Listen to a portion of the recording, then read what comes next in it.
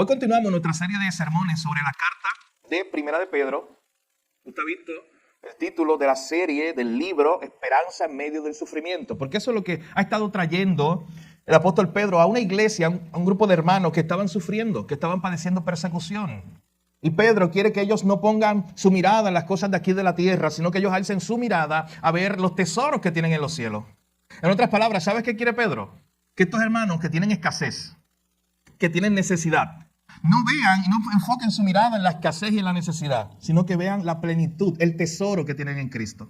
Vean a Cristo y cuando vean a Cristo se sientan completos, llenos en Él. Así que eso es lo que quiere Pedro, animar a la iglesia a cambiar nuestra mirada, a no tener nuestra mirada aquí porque nosotros simplemente somos extranjeros y peregrinos, como Él nos ha estado enseñando. Así que le invito a que me acompañe a Primera de Pedro, capítulo 3, versículos 1 al 7. Hoy comenzamos el capítulo 3 y nuestro tema para hoy es un hogar transformado por el Evangelio.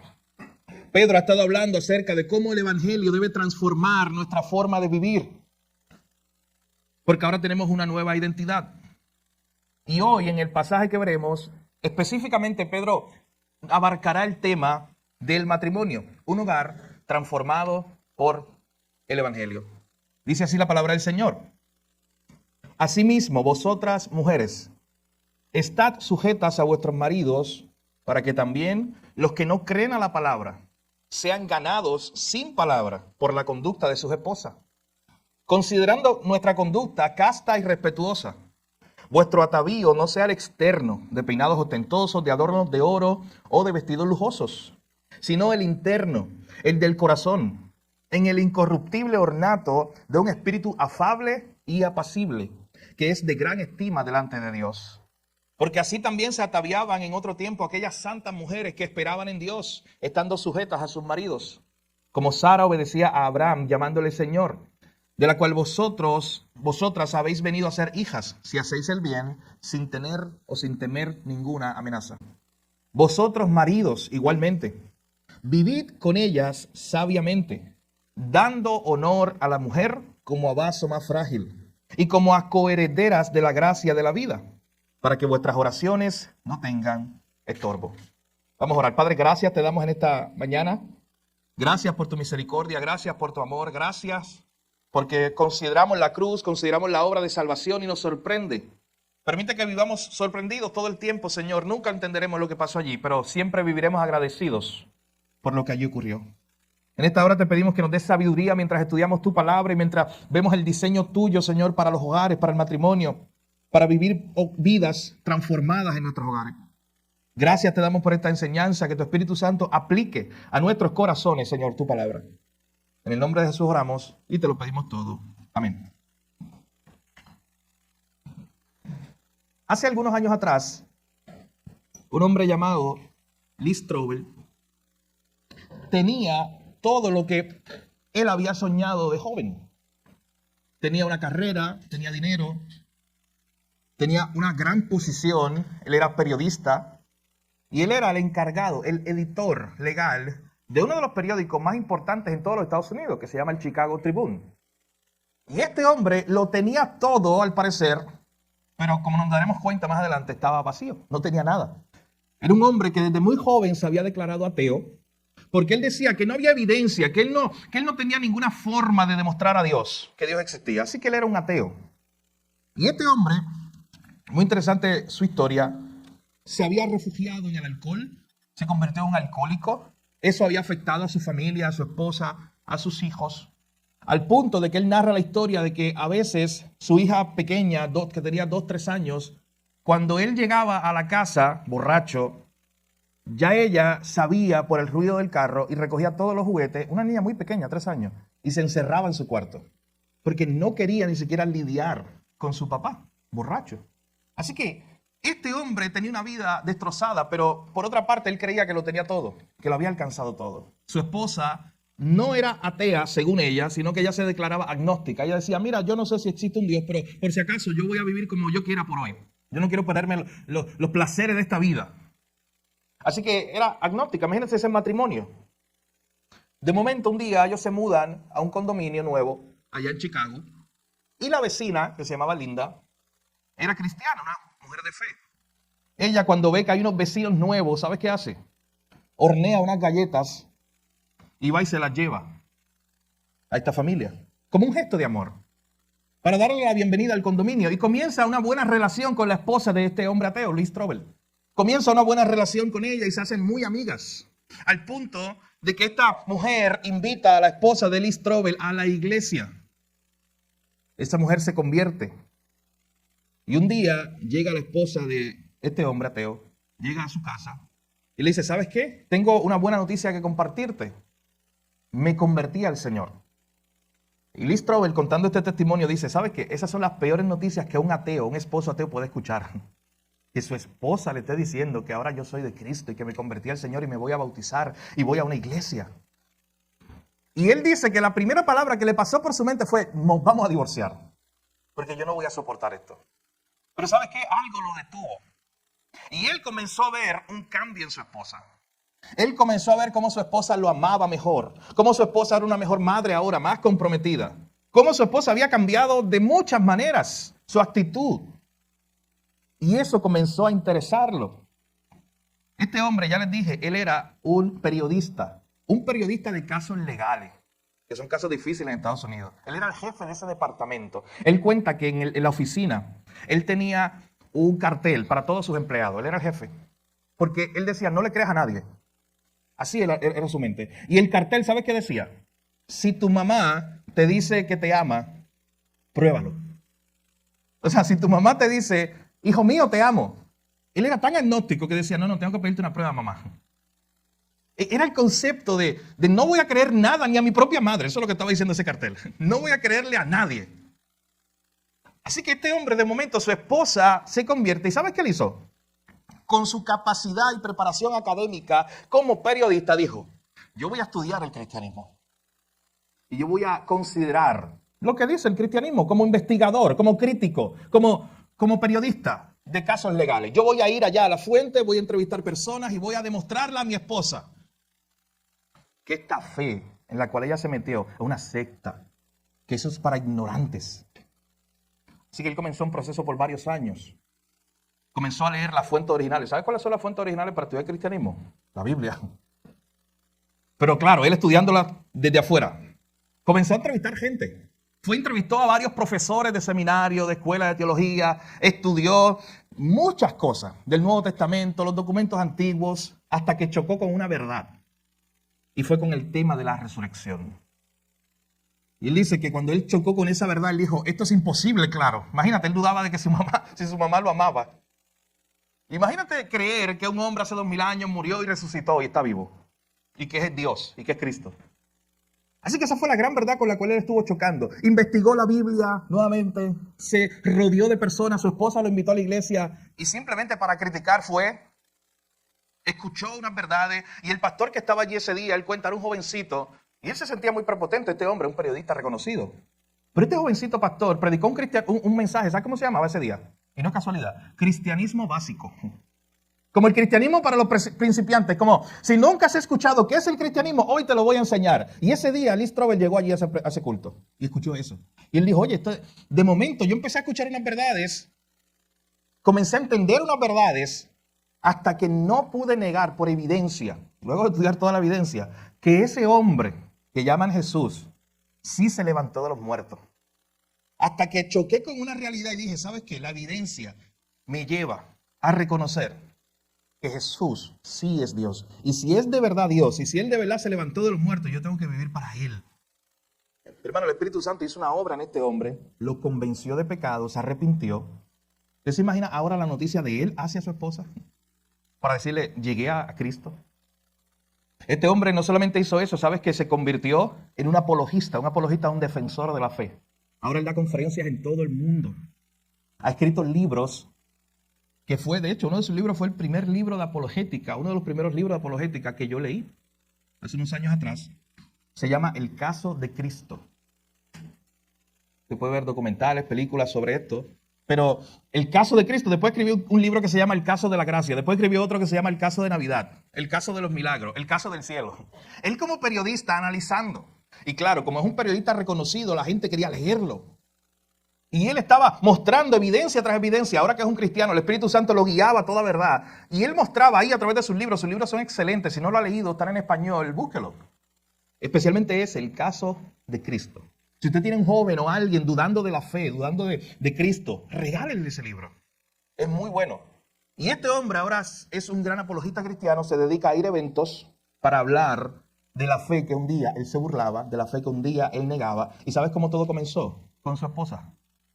Porque su esposa se rindió al Señor y su esposa, aunque él era un ateo, que no quería saber nada del cristianismo y que dedicó varios años a demostrarle que eso era falso y terminó convirtiéndose. Pero aún haciendo eso, su esposa siguió amándolo. Aún usted se imagina a él burlándose de ella y ella siguiendo amándolo. Dice, ¿sabes qué? Yo te amo todavía y oro por ti para que Dios te salve. ¿Usted se imagina esas conversaciones de ellos ahí en la mesa? En ese caso, quien tenía más preparación en términos legales y en términos de periodismo y de investigación era él. Así que él podía utilizar eso en las primeras etapas como una forma de burlarse de ella. Pero sin embargo, ella permaneció fiel, mostrando un testimonio, apuntando con su vida a Cristo, hasta que llegó la gloriosa noticia de que él también encontró el Salvador, de que Cristo lo salvó. Hermano, y como esta es una historia real, como esta, hay cientos y miles de historias en el mundo. Usted quizá es una de ellas, o usted ha escuchado de cerca una de ellas. Una esposa que se convierte, el hombre no es creyente, y solo por el testimonio de esta mujer de Dios, él comienza a ver unos cambios, a ver algunas cosas en su vida, y su vida también es transformada. Mis hermanos, Pedro le está recordando a los hermanos, a través de esta carta que estamos viendo, que ellos han sido salvos, que tienen una nueva identidad como pueblo, que son la nación santa de Dios, la nación separada de Dios, y que han sido llamados. Todos los sermones que han venido después de 1 de Pedro 2 tienen que regresar a esa idea que Pedro dijo, de que somos una nación santa, un pueblo escogido por Dios, llamados para anunciar las virtudes de aquel que nos llamó de las tinieblas a su luz admirable. Esa idea permea o está en toda la carta. Esa idea de que fuimos escogidos, de que ahora somos el pueblo de Dios. Y recuerden que Pedro le está llevando estas noticias a un pueblo gentil, a una gente que no era judía, a una gente que no vivía en Jerusalén, que nunca habían ido al templo de Jerusalén. Pero Pedro le está diciendo, oye, ustedes no tienen el linaje de Abraham físico. Pero si ustedes están en Cristo, tienen la salvación. Tienen a Cristo y es más que suficiente. Son el linaje espiritual de Abraham. Son ahora descendientes. Ahora ustedes pertenecen a la nación de Dios, al pueblo de Dios. Eso eran buenas noticias. A mí siempre me ha llamado la atención de esta carta que cuando más situaciones difíciles, adversidades y pruebas tenía la iglesia, Pedro decide, inspirado por el Espíritu Santo, recordarles su identidad. En otras palabras, mientras más sufrimiento y prueba y adversidad estaba pasando la iglesia, más Pedro se dedica a decirle, eso es real, están pasando sufrimiento, están pasando pruebas, pero recuerden su identidad, recuerden quiénes son ustedes en Cristo. ¿Ya sabe qué? ¿Por qué esto es tan importante? Porque muchas veces cuando nosotros estamos pasando pruebas, sufrimiento, necesidad, situaciones difíciles, se nos olvida nuestra identidad. Las pruebas hacen que nuestra identidad se nos olvide, se nos da amnesia. Se nos olvida que somos hijos de Dios. Se nos olvida que tenemos promesas. ¿A ti te ha pasado? A mí me ha pasado. Que cuando estamos en escasez, a veces hasta se nos bloquea la mente. Cuando estamos con una necesidad y con una prueba grande, se nos bloquea la mente y no recordamos las promesas de Dios. El enemigo se encarga de eso, de hacernos que no veamos, que no recordemos nuestra identidad en Cristo. Es más, hace que dudemos muchas veces de nuestra identidad en Cristo. Bueno, lo hizo con el mismo Jesús. ¿No recuerdan cuando allí en la tentación le dijo, oye, si eres hijo de Dios? Cuestionando incluso quién era él. Así que si lo hizo con Cristo, lo hace con nosotros. Oye, cuando pecamos, que podemos ir corriendo a Cristo, y debemos ir corriendo a Cristo si somos creyentes, en arrepentimiento, y tenemos la seguridad en Jesús de que Él nos va a perdonar, ¿qué hace el enemigo? ¿Qué hace nuestra propia carne? Viene a nuestra mente este pensamiento, y eso, que eres cristiano. Un cristiano no hace eso. Ya tú estás descartado. Es más, nunca vuelvas a la iglesia. No vuelvas a Jesús nunca más, porque ya Jesús te rechazó. Son pensamientos que vienen a nuestra mente constantemente. Cuando estamos en tribulación, en prueba, en pecado, hermano, los pone el enemigo, nuestra propia carne, para no recordarnos nuestra identidad. Y por eso Pedro, cuando esta gente está pasando por sufrimiento y por adversidad y por prueba, les dice, oye, recuerden quiénes son ustedes en Cristo. Recuerden que son hijos de Dios. Recuerden que tienen la herencia y todos los títulos que Él ya dio, no los vamos a repetir. Recuerden quiénes son ustedes en Cristo. Mi hermano, que nunca se te olvide eso. No importa el mejor día de tu vida o el peor día de tu vida, no va a cambiar que tú seas un hijo de Dios. El día donde haya más prosperidad en tu vida o el día donde haya más escasez en tu vida, no va a cambiar la identidad que ya tú tienes segura en Cristo Jesús. Y eso es lo que Pedro quiere recordarle a estos hermanos. Y le dice, ustedes ahora tienen esta identidad y ustedes están llamados, esa palabra es importante en el libro, están llamados a anunciar las virtudes, el carácter, la gracia, el poder de aquel que los llamó. Y entonces, ¿cómo es que nosotros anunciamos eso? Es lo que hemos venido hablando los pasados 4 domingos, en la última parte del capítulo 2. ¿Cómo es que anunciamos eso? Pedro comienza diciendo, oye, lo anunciamos con nuestras palabras, pero también lo anunciamos con nuestra vida. Lo anunciamos siendo buenos ciudadanos. ¿Se acuerdan cuando Pedro hablaba de eso? Siendo ciudadanos responsables. Que somos extranjeros y peregrinos, pero todavía estamos en esta tierra. Y con nuestra vida y con nuestras acciones estamos anunciando, estamos apuntando a Cristo. En segundo lugar, ¿cómo hacemos ese anuncio? Pedro nos dijo, lo hacemos también siendo buenos empleados en nuestros contextos de trabajo. Pedro hablaba de que es importante que aún en nuestros contextos de trabajo apuntemos a Jesús y que no hagamos esa desconexión que a veces hacemos del domingo, y lo tomamos aparte el domingo, y vivimos de una manera el domingo y el lunes a sábado de otra. Es un cristianismo que Pedro está invitando a la gente a vivirlo día a día, en tu horario laboral, yendo con Cristo al trabajo, estando con Él en todo momento. Y Pedro está diciendo, también así nosotros estamos anunciando a Cristo. Y la semana pasada que vimos, otra manera de nosotros anunciar a Cristo es con nuestro ejemplo, con nuestra vida, siguiendo el ejemplo de Él, siguiendo las pisadas de Él. La gente alrededor de nosotros está viendo cómo respondemos al sufrimiento. Oye, ¿a usted no le han dicho, a usted no le ha llamado la atención de otra persona cómo responde el sufrimiento si es un cristiano? Y te dicen, oye, ¿por qué tú respondes de manera diferente al sufrimiento? A una pérdida, a una situación económica, a una pérdida de trabajo, algo difícil. Y pues tú puedes tener a alguien cercano, un familiar, un amigo, y te dice, oye, yo te he visto y tú lloraste, porque se vale llorar, vivimos en un mundo caído, pero tú reaccionaste de una forma diferente a la cual yo reaccionaría tal vez. Porque la gente está viendo, mi hermano, alrededor. Si algo nos enseña esta carta, Pedro quiere poner esta idea de que nosotros somos una ciudad dentro de la ciudad. O sea, somos la ciudad de Dios. Somos el pueblo de Dios que todavía vive aquí. Y la gente nos está mirando. Y por eso Pedro anima a las personas a que cuando la gente nos mire, ¿sabes qué? Vean a Jesús. Porque nosotros estamos siguiendo el ejemplo de Jesús. ¿Recuerdan la imagen que presentaba Pedro? Cuando Pedro decía que él nos dejó ejemplo para que sigamos sus pisadas, allá en el capítulo 2. La palabra que yo les explicaba era que la idea es trazar.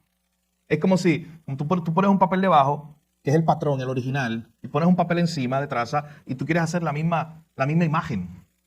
Eso es lo que nos dice Pedro. Que tu vida se parezca a Cristo cada día más. Que tus acciones se parezcan a Cristo, tus palabras. Por eso es que en Filipenses capítulo 2 Pablo le decía a la iglesia, tenemos que tener la mente de Cristo. Pensar como Él, vivir como Él. Y hoy, en el capítulo 3, versículos 1 al 7, veremos cómo Pedro regresa a esta idea de cómo nosotros podemos anunciar las virtudes, el poder de aquel que nos llamó. Lo hacemos con nuestras palabras, lo hacemos con nuestras acciones, viviendo como fieles empleados, como fieles ciudadanos, siguiendo el ejemplo de Jesús. Pero ¿sabes qué? También lo hacemos en nuestro hogar. Y Pedro comienza a hablar desde el capítulo 3, cómo se da la dinámica, cómo se debe dar la dinámica de un hogar transformado por el Evangelio, según el diseño de Dios. Y quiero apuntar algo desde el principio. Ya usted lo sabe, pero quiero recordárselo. Este es el lugar más difícil de mostrar a Cristo. Piense. Usted sabe que se lo voy a decir de otra manera. Es más fácil mostrar a Cristo en nuestro trabajo. O es más fácil, si quiero verlo con otras palabras, es más fácil comportarme de cierta manera en el trabajo que en mi casa. ¿Tú sabes por qué? Porque en mi casa somos lo que somos. En mi casa yo soy lo que yo soy. Había un autor antiguo que decía, ¿tú quieres ver la integridad de un hombre? El carácter de un hombre, déjalo en un cuarto solo. Allí cuando está solo, allí cuando está en intimidad, allí cuando está entre los suyos, es que se ve nuestro verdadero carácter. ¿Sabes por qué? Yo puedo ir mañana a la oficina a las 8 de la mañana a mi trabajo y puedo disimular. Yo puedo ir a mi oficina, a mi área de trabajo, y puedo estar de lunes a viernes fingiendo una persona que no soy. Y puedo ser muy amable con todos. Y puedo llegar a las 5 de la tarde a maltratar a mi familia. Eso puede ocurrir. Pero ahí en nuestros hogares, Pedro quiere que nosotros pensemos que es en nuestros hogares donde debemos apuntar a Cristo. Porque es uno de los lugares más difíciles, porque, vuelvo y repito, allí somos lo que somos, sin mucho disfraz. Allí no usamos los disfraces que probablemente usamos afuera. Allí somos nosotros. Y Pedro dice, oye, es en el hogar que debemos también reflejar a Cristo y apuntarlo a Él, en nuestras relaciones. Y hoy veremos dos puntos principales, mi hermano. Este pasaje, hay versículos en la Biblia, hay pasajes en la Biblia que se dividen de una forma muy complicada a veces. Pero este pasaje es muy sencillo para dividirlo. Dos secciones principales, dos puntos principales.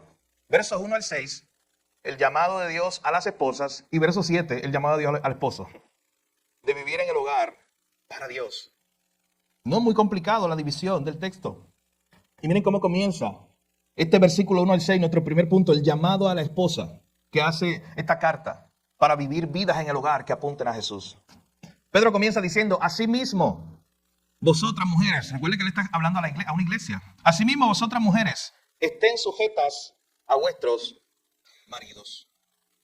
Y aquí surge el tema de la sujeción.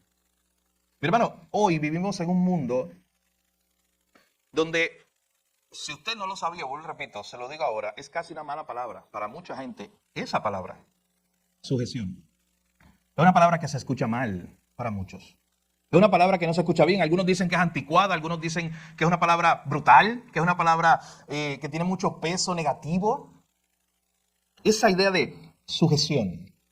Y la sujeción no es otra cosa, mi hermano, que un reconocimiento de la autoridad o del liderazgo. Eso es sujeción, por definición. Es sujetarte, es reconocer el liderazgo de otro. Cuando yo me sujeto a Dios, yo estoy reconociendo el liderazgo de Dios. Y cuando nosotros vemos el modelo, el diseño de Dios para la familia, es muy interesante que cuando Dios crea a la humanidad, Dios crea a Adán y no lo dejó solo. ¿Usted sabe por qué Dios no dejó solo a Adán? Yendo al principio, el diseño de Dios. ¿Qué mundo aburrido sería solo con Adán? Solo con Adán, imagínense. ¿Por qué Dios diseñó a Eva? Dios estaba viendo todas las cosas. Y Dios creó los cielos y era bueno. Y Dios creó los mares y era bueno. Y Dios creó los animales y era bueno. Todo era bueno.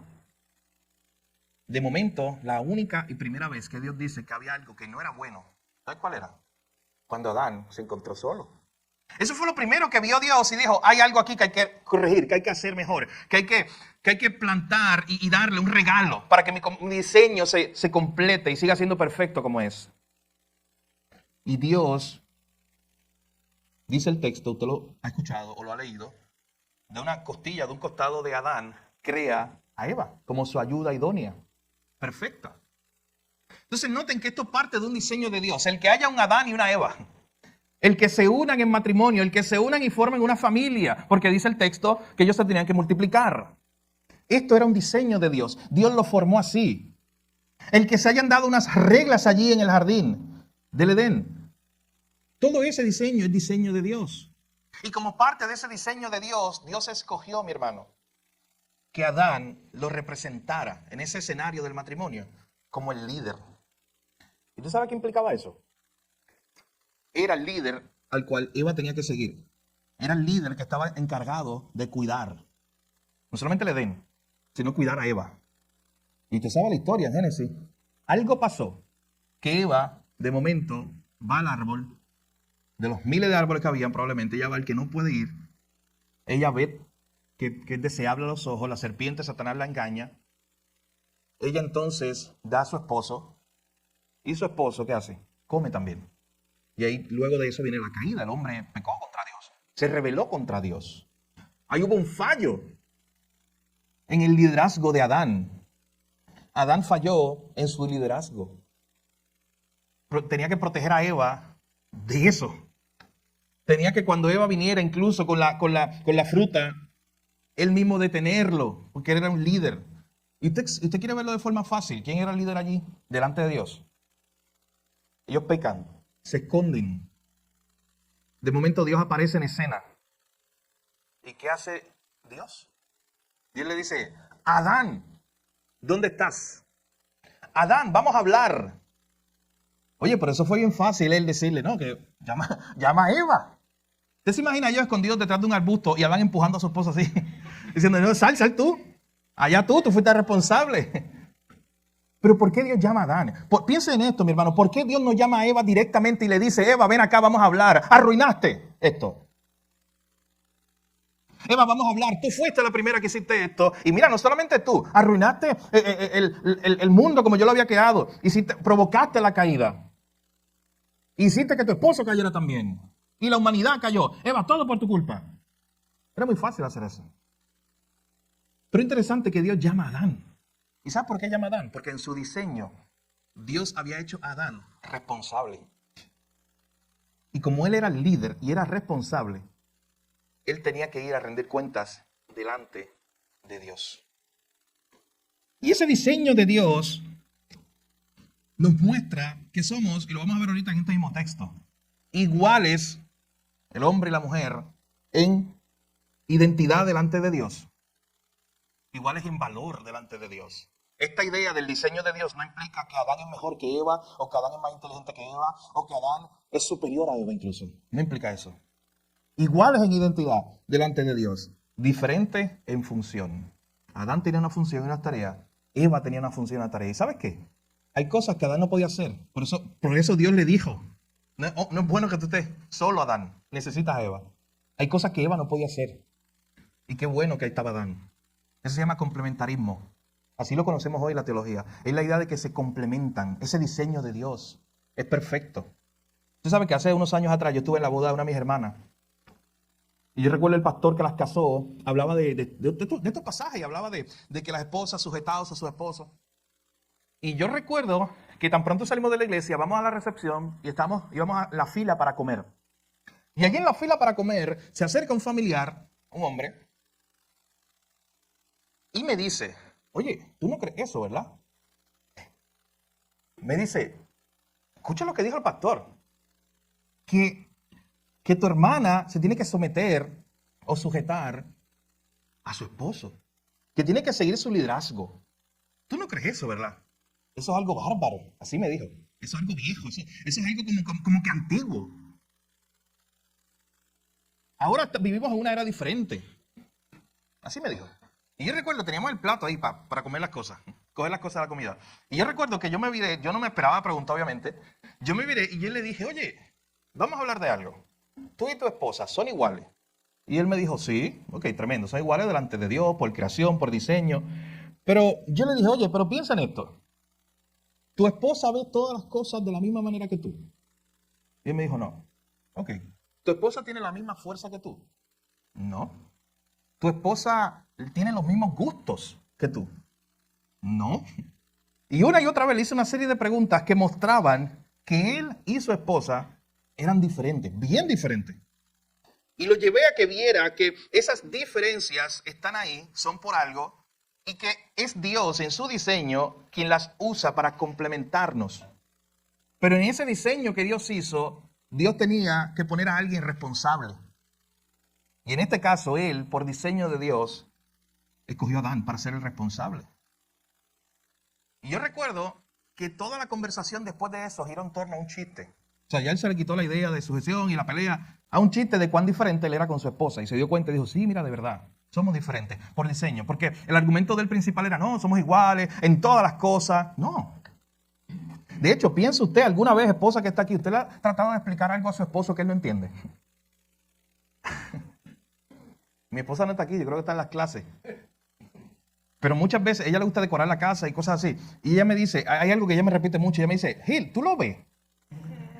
Y yo le decía, no, no lo veo. O sea, ella me quiere decir, tú ves lo que yo quiero, el diseño, tú ves la idea. Y ella lo tiene aquí. Y ella le dijo, no. Y yo le digo, no lo veo. Y después me pone algo como una decoración, unas cositas, y me dice, ¿lo ves? Lo que yo quiero hacer. Y yo le digo, de verdad no lo veo. Hasta que al final ella lo hace bonito y todo, y me pregunta otra vez, y yo siempre termino diciéndole, wow, mi amor, qué bonito tuvo eso. Quedó bonito. Pero yo no lo veía y era real. O sea, no somos iguales, mi hermano, en tantas y tantas cosas. Y eso es bueno. Eso es parte del diseño de Dios. Mi hermano, sería muy aburrido un mundo solo de Adán. Sería muy aburrido un mundo solo de Eva. Dios nos ha diseñado con un propósito, con esas diferencias incluso. Y lo que vamos a ver aquí, lo que nos está planteando Pedro, es abracemos el diseño de Dios y sigamos lo que Dios nos está mostrando, porque al final seguir el diseño del Creador siempre es nuestra bendición, porque Él sabe ¿Por qué nos creó de esa manera? Y si alguna hermana o hermano que está aquí tiene dudas y sigue pensando y pensando con dudas, usted sabe que lo voy a hacer como le dije a los jóvenes el viernes en la reunión. Hubo un momento donde yo miré a una de las jóvenes y le dije, ¿sabes qué? Yo no sé.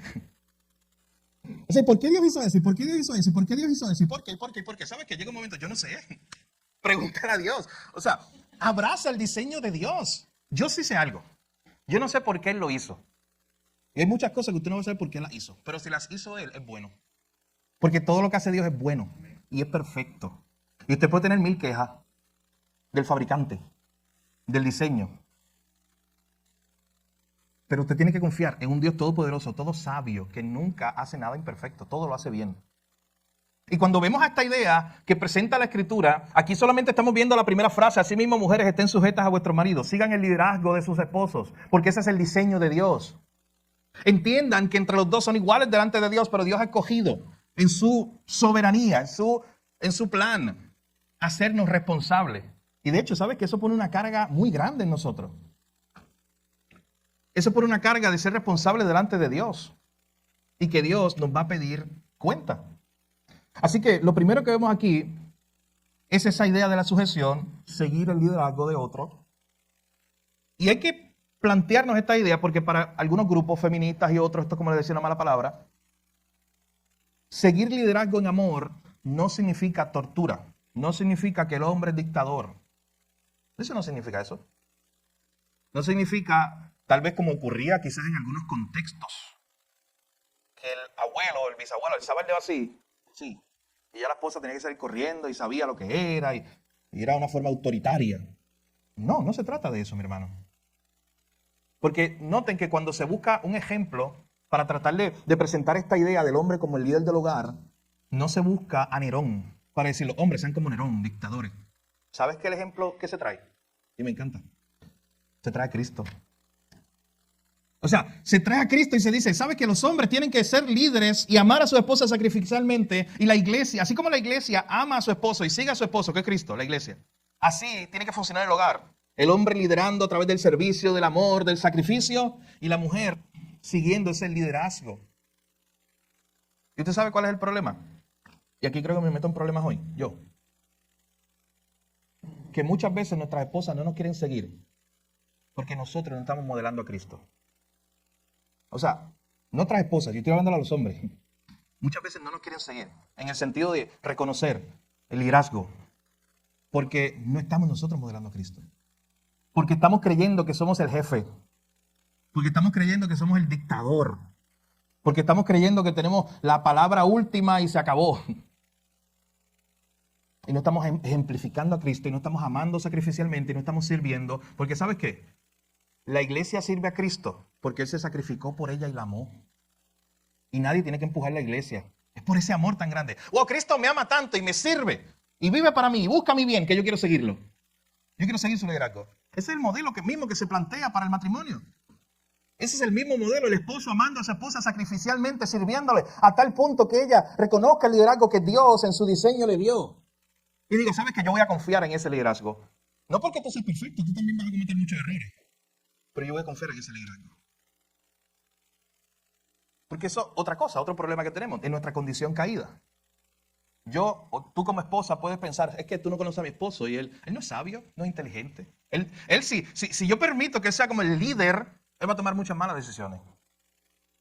Y de otra manera, o desde otra perspectiva, está la posición del esposo diciendo, hey, tienes que sujetarte, aquí el jefe soy yo voy a tomar todas las decisiones y no te voy a escuchar. El diseño bíblico es el complementarismo. Hermano, hay que escuchar a nuestra esposa. Ser el líder del hogar no implica que yo tomo decisiones aisladas de mi esposa. De hecho, gracias por el consejo de nuestra esposa. ¿Usted sabe qué? Moisés, esto lo estudiamos hace un tiempo atrás los miércoles aquí. Un día iba a morir a manos de Dios. Dice el texto así, que estaba peleando con Dios. Dios estaba peleando con él. Él iba a provocar la muerte porque él había pecado contra Dios. Y probablemente iba a morir Moisés y su hijo pequeño. ¿Y usted sabe quién intervino ahí? Séfora, que es la esposa de Moisés. Hizo algo para apaciguar la ira de Dios. Moisés estaba bien agradecido por su esposa, por la sabiduría de su esposa. En la misma Biblia, mi hermano, usted ve el libro de Proverbios 31 y presenta la sabiduría que tenía esta mujer del Proverbio 31, la mujer virtuosa, que era reconocida no solamente por su esposo, sino por todos alrededor. Toda la ciudad incluso decía, esta es una mujer sabia, una mujer virtuosa. Tenemos que aprender a escuchar el consejo. De hecho, si tú tienes que decir, aquí el jefe soy yo, tienes que sujetarte a mí, no has entendido el diseño de Dios. De hecho, eso se aplica a cualquier contexto. Si tú eres el jefe en tu trabajo y tú tienes que estar diciéndole a la gente, aquí el jefe soy yo, hay un problema en tu liderazgo. Porque se supone que tú lideres tu empresa tan bien que la gente, tus empleados, te quieran seguir. Tú no tienes que estar detrás de ellos diciendo, aquí el jefe soy yo. Yo no debo como pastor, ni el pastor Edgardo, en el contexto de iglesia, liderando la iglesia, estar una y otra vez diciendo, aquí el pastor soy yo. No tienen que seguir. Debe ser por amor. Debe ser liderando con amor y servicio y liderando a tal punto que los demás quieran seguir. Hermano, en el hogar no es diferente. Y yo repito, especialmente para nosotros como esposos, amar a nuestras esposas a tal punto que ellas digan, estoy reconociendo este liderazgo y queremos seguirlo. Eso implica, yo lo repito, buscar la sabiduría en consenso. Eso tiene muchas aplicaciones prácticas. En un taller de matrimonio sería excelente. Pero aquí lo que Pedro estaba presentando esta idea, cómo funciona un hogar transformado. Las mujeres reconociendo el liderazgo de los esposos. Y noten qué interesante esto, lo que dice en la segunda parte del versículo 1. Para que también los que no creen a la palabra sean ganados sin palabra por la conducta de su esposa. O sea, específicamente Pedro debe estar hablándole a unas mujeres cristianas que estaban en la iglesia, que estaban casadas con hombres que no eran cristianos. Ahí se pone más difícil. Hermano, eso lo complica, porque si es complicado en el contexto de un matrimonio cristiano, pues complicado esa dinámica. En un mundo caído eso es complicado. Hay que estar buscando la gracia de Dios y la sabiduría de Dios. Ambos, el esposo y la esposa, para que eso se dé. Imagínate en un contexto donde Pedro está diciéndole, ¿sabes qué? Incluso ustedes casadas con hombres que no sean cristianos, que se pone más difícil, muéstrenle a Cristo y dice, ¿sabes qué? Sin palabra incluso, ustedes lo pueden ganar. ¿Cómo entonces? Con nuestra conducta, con la forma de vivir, con nuestras acciones, con nuestra amabilidad, con nuestro cuidado, con nuestro reconocimiento y abrazando el diseño de Dios. De esa forma estamos dirigiendo incluso a los no conversos a Cristo.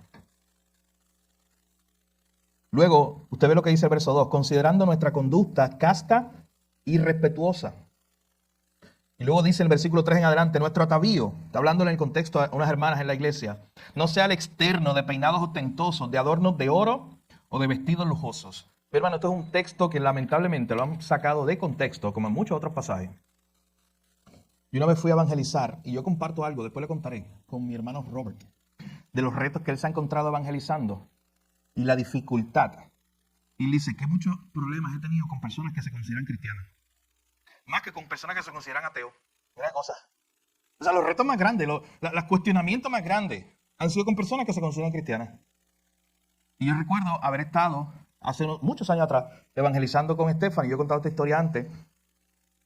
Íbamos casa por casa, o sea, habíamos salido como iglesia y llegamos a una casa donde salió una persona, se identificó como cristiano, él es un hombre, se identificó, no, yo soy cristiano, tremendo, pues yo me imaginaba que nos iba a animar, iba a decir, no, sigan por ahí, tremendo, más voy a orar por ustedes, para que sigan predicando, hablando del evangelio. Y lo primero que hizo fue, sin coger el tratado y nada, lo primero que hizo fue mirar a Stephanie, de arriba abajo, y decir, ¿cómo es que tú estás con Mahone llevando la palabra de Dios? Así, eso. Porque la Biblia dice que tú no puedes usar eso, las mujeres. Empezó a fijarse en su pantalla, en su maquillaje. Un cristiano. ¿Usted ve ese concepto? ¿Cómo hemos malinterpretado muchos principios de la palabra? Y este es uno de ellos. Esta idea que dice que el atavío de las mujeres no sea el externo, de peinados ostentosos, de adornos de oro o de vestidos lujosos. Y piensan, pues las mujeres no se pueden peinar, no se pueden maquillar, no se pueden usar aretes. El panorama que yo veo aquí, estaríamos en problemas todos. Sí, todo claro, imagínense.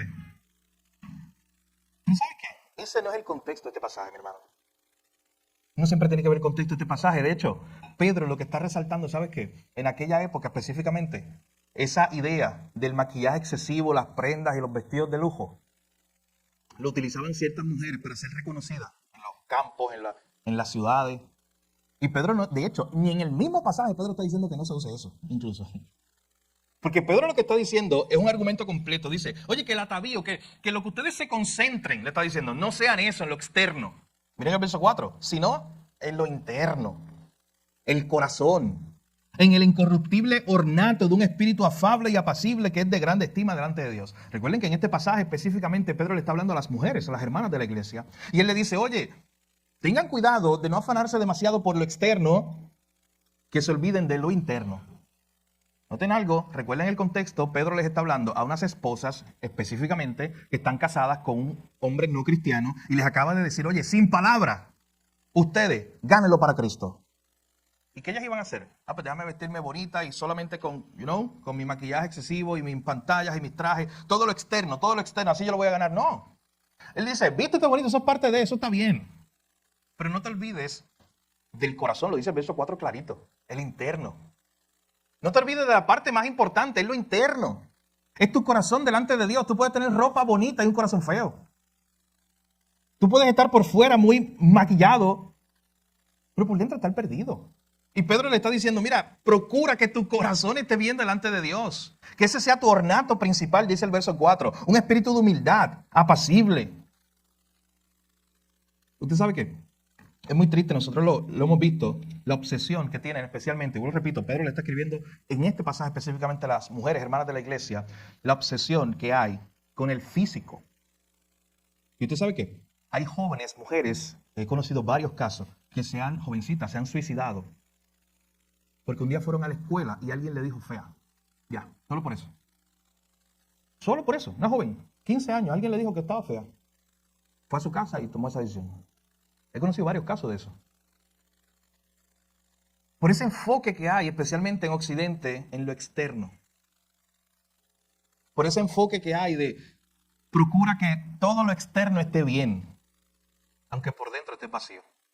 Y el mensaje de la Biblia, y el mensaje que Pedro le está diciendo a estas hermanas, directamente es, oye, procuren ser mujeres piadosas, que amen al Señor, que esa sea su prioridad. Hermosas por dentro y por fuera, porque una cosa no quita la otra. Aquí no está diciendo que no se arreglen, muy repito, aquí no está diciendo que no se pongan bonitas, ni no usen esos ornatos. Pero la idea es, procura que tu corazón esté bonito delante del Señor. Procura que delante del Señor, porque recuerda que tú lo que estás buscando es ganar a tu esposo para Cristo, en este contexto. Ser una mujer de Dios, una mujer piadosa. Procura tener un corazón correcto delante de Dios, con un espíritu afable, con un espíritu apacible. Esto es de gran estima delante de Dios. Y que mucho engaño se le está haciendo a nuestras jovencitas, especialmente hoy, con este problema de la imagen. Yo he visto videos, usted lo ha visto también, probablemente si usa redes sociales, de personas que no son la misma persona cuando se quitan el maquillaje. Pero usted entiende lo que digo. No es como que yo te veo a ti, yo te veo afuera en la calle y te digo, mira, te ves diferente. Está bien, te ves diferente porque no tiene el mismo maquillaje todos los días. Pero es que no es la misma persona. Y es por filtros, es por máscara, en ese nivel, cosas que usan. Porque eso es lo valioso. Porque lo valioso para ellos es lo externo nada más. Y no se preocupan por su corazón. Y esto es un principio que incluso de manera general se puede aplicar a hombres y mujeres. El principio de valorar lo interno, de saber cómo estamos delante de Dios. Y a veces nos preocupamos más por cómo está mi físico, que es importante, pero a veces nos preocupamos más por eso, que cómo está nuestro corazón. Y aquí Pedro está animando a estas hermanas. Y les está diciendo, oye, ustedes pueden ganar sin palabras por sus conductas, por su corazón, por su amor, por su amabilidad, por su humildad. Ustedes pueden apuntar con sus vidas a Cristo. Que lo más importante sea no lo externo, sino lo interno. Y luego en el verso 5, miren lo que hace. Dice, porque también se ataviaban así en otro tiempo aquellas santas mujeres que esperaban en Dios, estando sujetas a sus maridos. Verso 6, como Sara obedecía a Abraham, llamándole Señor, de la cual vosotras habéis venido a ser hijas. ¿Usted sabe lo que hace Pedro ahí otra vez? Es decir, esto no es algo nuevo, no es algo que me estoy inventando, es el diseño de Dios. Este concepto de que Sara reconociera el liderazgo de su esposo dentro del matrimonio. Es el diseño de Dios. Podemos ir a la historia y ver estos ejemplos, esas santas mujeres que les preocupaba más lo interno que lo externo. Estas santas mujeres que vivieron, incluso ganaron a sus esposos para Dios, con su conducta, con su humildad. Podemos ver la historia, tenemos muchos ejemplos de estas mujeres que vivieron para Dios de esa manera. En otras palabras, recuerden lo que Pedro está diciendo. En tu casa tienes que mostrar a Cristo. Y eso, mi hermano, no es fácil. Especialmente cuando nuestro cónyuge no es cristiano. O nuestra familia cercana no es cristiana. Pero Pedro está animando a estos hermanos, en este caso a las hermanas directamente, con estas palabras. Y al final, verso 6 termina diciendo, si haces el bien, si haces esto, si tú procuras vivir de esta manera, no vas a tener temor. No tengas temor a ninguna amenaza. Abraza el diseño de Dios.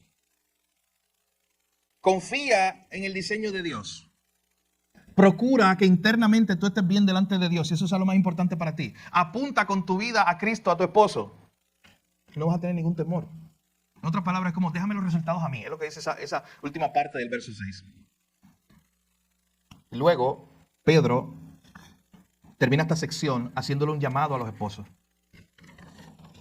Y en el versículo 7, miren qué hermosa imagen se presenta. Este es nuestro segundo y último punto.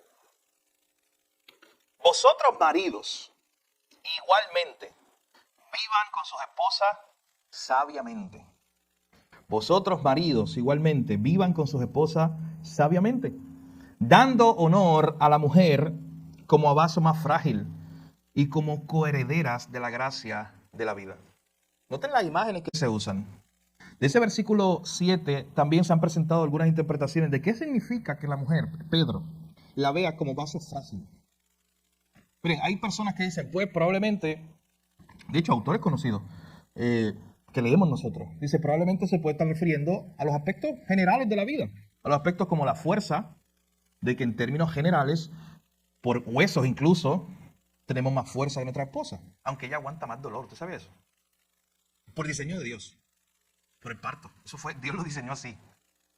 Pero se presenta esta idea de vaso frágil. ¿Y usted sabe qué era un vaso frágil?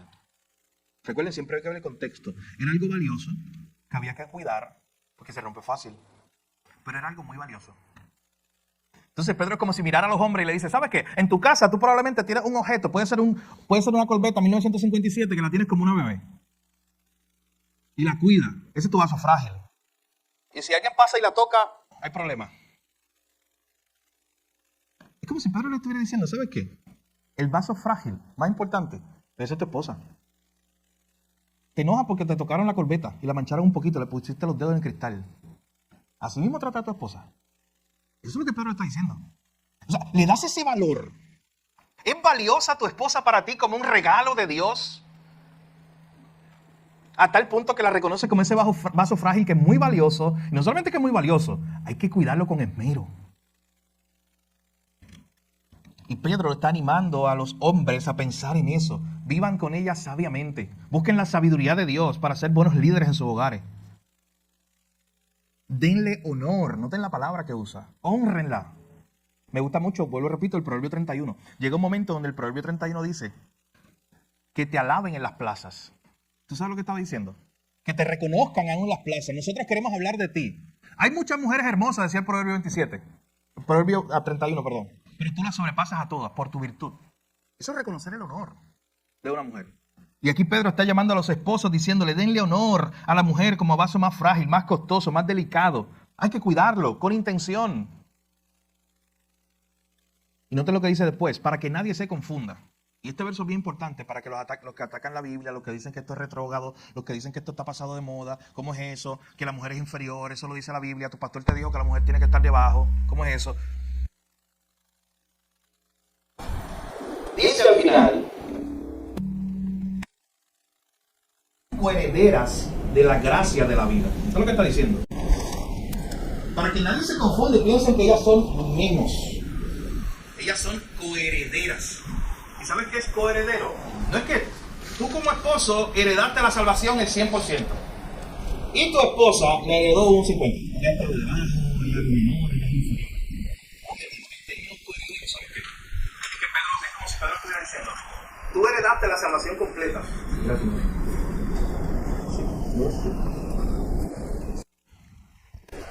Sí. Es como si Pedro estuviera diciendo, tú heredaste la salvación completa, el 100%. ¿Recuerdan esa herencia del capítulo 1? Pedro dijo, el cristiano tiene una herencia. Y está diciendo, oye, mira a tu esposa, no la mires como inferior, porque ella heredó la misma herencia que tú. Ella no está por debajo. Delante de Dios, ella heredó la misma herencia que tú. Ella es coheredera contigo, o sea, los dos son coherederos, tienen la misma herencia espiritual en Cristo. Pero hermano, solo con este verso usted puede retractar Todas esas ideas que piensan que la Biblia presenta a la mujer como inferior. Ni se diga de presentar el modelo de Jesús, cuando en ese momento a la mujer no se le daba importancia o se le daba la importancia de un terreno, literalmente en esa época, en esos contextos. Y Cristo viene a poner a la mujer a un alto valor. De hecho, usted sabe que no existe nada en el mundo antiguo que se parezca al Proverbio 31. Todavía los arqueólogos están buscando alguna tablita de arcilla que descubran o algo. De un poema que exalta a la mujer tanto en el mundo antiguo como Proverbio 31. No existe, solamente la Biblia. Pero no tenés esta idea. Pedro le dice, cuídala como vaso más frágil. ¿Qué es lo más que tú cuidas? Pues cuida a tu esposa, sí. Es más, un poco más, mucho más. Y por eso decía ese ejemplo o esa ilustración de ese carrito que tú tienes. Pero piénsalo, a los hombres que están aquí, piénsalo igual. ¿Qué es aquello más valioso que tú dices, todo yo lo voy a cuidar con mi vida? Yo no quiero que nadie me dañe esto, que nadie lo toque. El bote. Lo que sea. Algo que yo tengo ahí en la casa. Esto nadie me lo puede tocar, ni los hijos, usted sabe. Esto está en un cuarto. Mi hermano, a nuestras esposas hay que cuidarlas, amarlas, honrarlas. Mucho más de lo que cuidamos cualquier cosa aquí en la tierra. Es el llamado de Dios, no es el llamado de Pedro, de un pastor, es el llamado de Dios. Es el diseño de Dios, como vaso más frágil, como a coherederas. Ellas reciben la herencia igual. Y miren lo que dice al final. Tal vez alguno de ustedes pensaba, oye, ¿por qué le hablo tanto a las mujeres, verso 1 al 6, y solamente a los hombres un verso? Oye, pero mira todo lo que le está diciendo al hombre. Y no solamente eso, lo que le va a decir al final. Para que vuestras oraciones no tengan estorbo. ¿Sabes qué le está diciendo a los hombres? Que nuestra vida espiritual se puede afectar y se va a afectar cuando nosotros no estamos cumpliendo el diseño de Dios para nuestra vida. Cuando yo no estoy siendo el hombre que Dios quiere que yo sea, cuando no estoy liderando a mi esposa, amándola sacrificialmente, cuando no estoy reconociendo que ella es coheredera conmigo de la gracia de la vida, que ella es un vaso frágil, que hay que cuidar, que hay que amar, que hay que honrar. Mi hermano, ¿sabes dónde se va a reflejar eso? En mi vida espiritual. Para que vuestras oraciones no tengan estorbo. Es importante, mi hermano, que nosotros reconozcamos esa idea del versículo 7. Porque en ese versículo 7 se nos presenta este concepto del valor que tienen nuestras esposas y cómo nosotros vamos a apuntar a Dios. ¿Sabes por qué? Porque volvemos a la idea y con esto vamos cerrando. Los vecinos están mirando, los demás familiares inconversos están mirando, el mundo está mirando cómo nosotros nos comportamos como esposos creyentes. Y qué bonito sería que ellos cuando nos miren vean la imagen. ¿Sabes cuál imagen? La de Cristo y su iglesia. La imagen de un esposo que ama sacrificialmente y sirve a su esposa. La imagen de una esposa que reconoce el liderazgo de su esposo, quiere seguirlo por amor, no por imposición, por amor. Quiere ella cumplir su rol y sus roles en la casa, él cumplir su rol y sus roles en la casa, ambos complementándose porque hay cosas que ella no puede hacer y hay cosas que él no puede hacer. Y ambos como matrimonio en su hogar apuntando a Cristo. Y sabes que de afuera miran y dicen, ¿sabes que eso no es un matrimonio perfecto? Yo lo escucho pelear. Obvio, todo el mundo caído. Yo lo he escuchado discutir, claro, no es un matrimonio perfecto. Pero ambos, la pregunta es, ambos se están esforzando por ser el hombre y la mujer que Dios quiere que sean. Ambos se están esforzando por en su hogar apuntar con su vida a Jesús. Y cuando de afuera miren, dice, ¿sabes qué? No son perfectos, pero a mí me sorprende cómo se aman, cómo se perdonan cuando hay que perdonar, cómo se cuidan uno al otro y cómo se complementan. Mi hermano, haciendo eso con tu vida, con tu matrimonio, con tu hogar, estás apuntando a Cristo. Estás apuntando al Señor. Como decíamos hace unos minutos, mi hermano, ese diseño de Dios es perfecto. Usted sabe que Matthew Henry, un comentarista antiguo, decía, la mujer fue hecha del costado de Adán, de una costilla. No de su cabeza para gobernar sobre él, no de sus pies para ser pisoteada, sino de su costado para ser igual a él, debajo de su brazo para ser protegida y cerca de su corazón para ser amada. Ese es el llamado de Dios. Efesios 5, amar a nuestras esposas como Cristo amó la iglesia. Eso da terror, debe dar terror. Un amor sacrificial, un amor servicial. ¿Y usted sabe qué? La Biblia compara el primer Adán con el segundo Adán. El segundo Adán es Cristo. ¿Y sabe qué nos enseña la Biblia? Que el primer Adán cogió a su esposa y cuando había que rendir cuenta, le echó la culpa a ella. Eso no fue lo que hizo Adán. Génesis capítulo 3. Adán, ¿qué hiciste? No, la mujer que tú me diste. Fue Eva. Y la tiró allí, a la palestra pública, ahí delante de Dios. Tú paga el precio porque tú fuiste la culpable. Ese es el primer Adán. Pero ¿sabes cuáles son las buenas noticias de salvación que tú puedes escuchar hoy? Que hubo un segundo Adán, Cristo, que es perfecto. Y ese, ¿sabes qué hizo? Fue delante de Dios, su esposa era culpable. Pero en ese caso, ¿sabes qué le hizo? Él se sacrificó. Y dijo, no, yo voy a pagar el precio por ella. Yo me voy a sacrificar por ella. Yo voy a servirle, yo voy a amarla a ese punto. De entregar mi vida por ella. ¿Notan la diferencia del primer Adán y el segundo Adán? El primer Adán echó toda la culpa a su esposa y la puso allí delante de todos para que la vieran, humillada. El segundo Adán protegió a su esposa. ¿Y sabes cómo la protegió? Con su vida. Diciendo, yo voy a pagar el precio por ella, para protegerla a ella. Ese es Cristo con su iglesia. Hermano, ese es el modelo. No es un modelo fácil de seguir. Es un mundo caído. Está chévere en el libro, está chévere en el diseño, pero en la realidad difícil. ¿Cómo vivir eso en el día a día? ¿Cómo el hombre en el día a día puede liderar por servicio, por amor y cumplir sus roles? ¿Cómo la mujer en el día a día puede seguir ese liderazgo, seguirlo por amor? ¿Cómo eso ocurre? Eso no es algo fácil, eso es muy complicado. Pero ¿sabes qué? Tienes que recordar en esta mañana que no debes luchar contra el diseño de Dios. Eso va a causar más problemas de los que ya hay. Cuando no reconoces ese diseño de Dios. Tienes que abrazar ese diseño de Dios. ¿Sabes qué? El mundo va a rechazar este diseño. Van a decir que es retrógrado, van a decir que es pasado de moda. Pero Dios siempre sabe lo que es mejor para nosotros. Para nuestra familia. Él fue el creador. Él sabe cómo debe funcionar su creación. A Él fue que se le ocurrió que hubiera un Adán y una Eva. Él sabe cómo deben funcionar Adán y Eva juntos. Así que por eso es que tenemos que ir a la palabra y vivir según este modelo. Pedro nos está diciendo, este es el diseño de Dios. Con sus vidas, con sus matrimonios. Apunten a Cristo. Mi hermano, la forma en la que vivimos en nuestros hogares también puede apuntar a Jesús. Yo te animo a que hoy ores junto a mí. Y podamos decirle al Señor, Señor, que en nuestros hogares imperfectos, nosotros podamos apuntar con nuestra vida a ti. Señor, que nos podamos esforzar. Que yo como esposa me pueda esforzar por amar a mi esposo, por seguir en amor a mi esposo. Por cumplir con el rol que tú me diste, Señor. Las responsabilidades que tengo. Y tú como esposo también digas lo mismo. Señor, ayúdame a liderar con amor, con sacrificio. Y que nuestras vidas imperfectas apunten a ti, que eres el perfecto.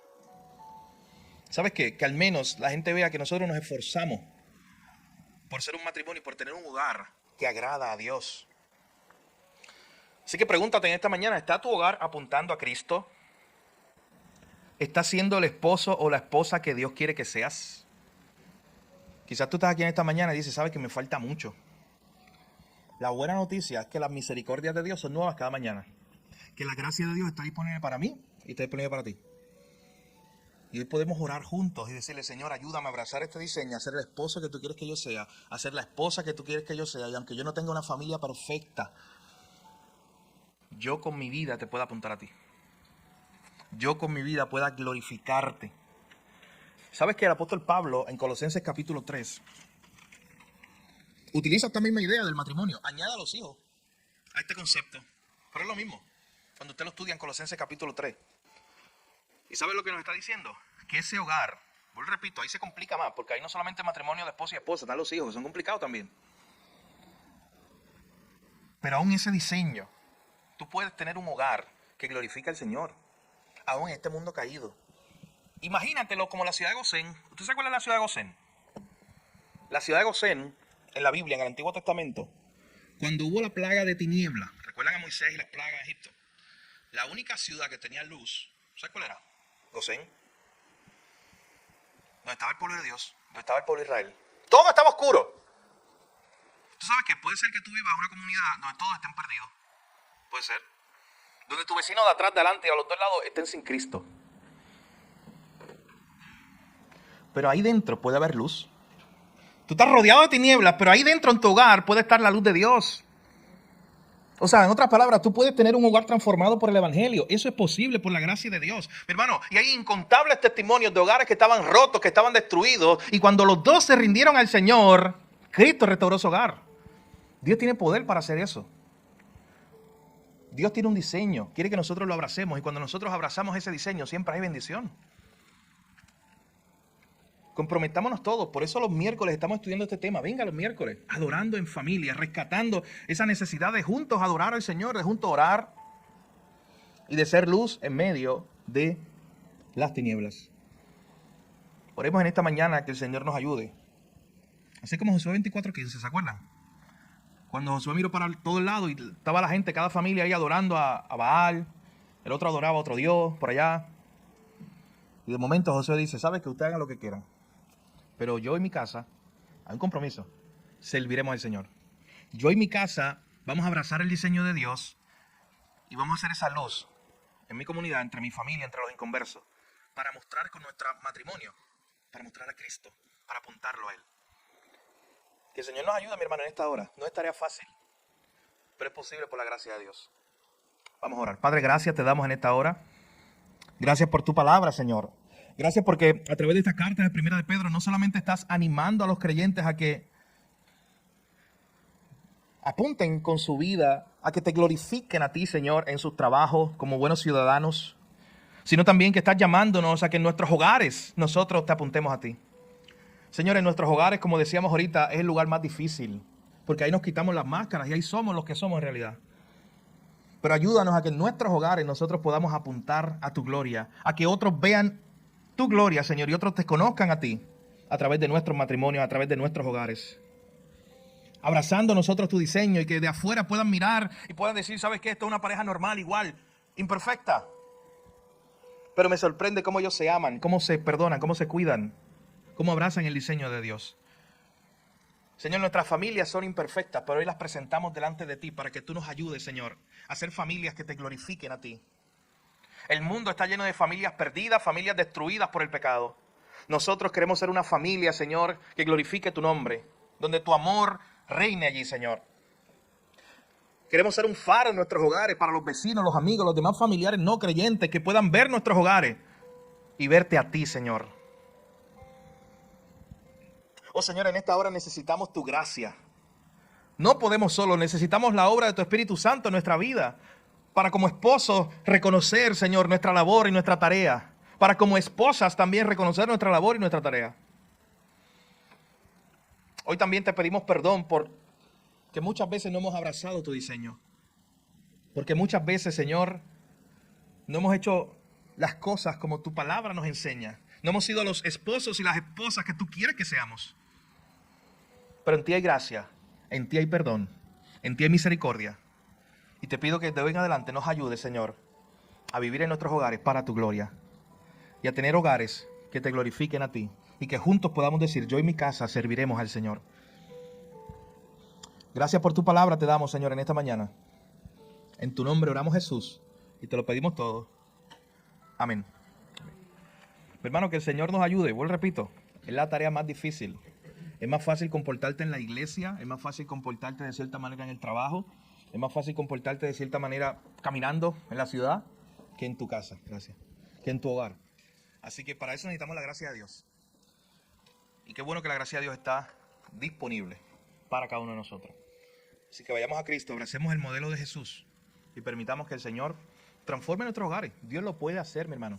Y vuelvo, repito, eso tiene aplicaciones prácticas, Colosenses capítulo 3 y muchas otras. No importa en cualquier contexto que tú vivas hoy como un hogar, tú puedes comprometerte en que tu hogar sea para Cristo. No importa que vives solo, que vives con dos, que vives con tres, que vive el familión allí en tu casa. Tú puedes comprometerte que tu hogar sea para Cristo. Y tú puedes comprometerte en que tu casa apunte a Jesús y que otros vean a Jesús en nuestra familia. Oremos al Señor por eso. Eso es lo que Pedro estaba animando a esta iglesia a hacer. Ellos vivían como Gosén, ellos vivían como un pueblo de luz en medio de tinieblas. Era la iglesia de Dios allí. Mi hermano, ese era un lugar bien perdido. Vuelvo y repito, esta gente a la cual Pedro le escribe no estaba en Jerusalén, que al menos tenía el contexto judío. Esta gente vive en un pueblo que estaba bien perdido. Y Pedro le está diciendo allí con sus vidas, en sus matrimonios, en sus hogares, alumbren con la luz de Cristo en medio de un mundo de tinieblas. Que el Señor nos ayude, mi hermano, a vivir de esa manera.